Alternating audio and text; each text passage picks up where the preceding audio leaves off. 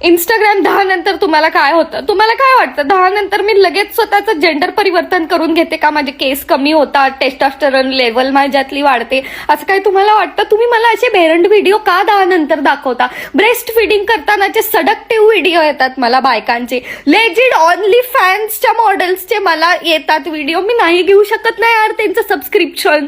तुम्ही चुकीच्या व्यक्तीला चुकीचा अल्गोरिदम देताय 10 नंतर.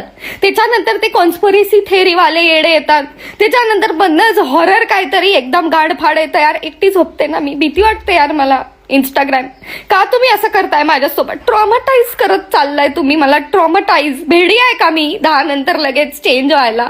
हा, केस वगैरे येतात, हाऊ करते. नाही, मुलगीच आहे मी, तशीच राहणार आहे मी. आयुष्य स्ट्रेट आहे यार मी. इंस्टाग्राम नाही घेऊ शकत मी. OF वाल्यांचे सबस्क्रिप्शन प्लीज अल्गोरिदम बदलून द्या मला 10 नंतरचा. असं ट्रॉमा होत चाललाय मला. थेरपिस्ट लागेल थोड्या दिवसांनी.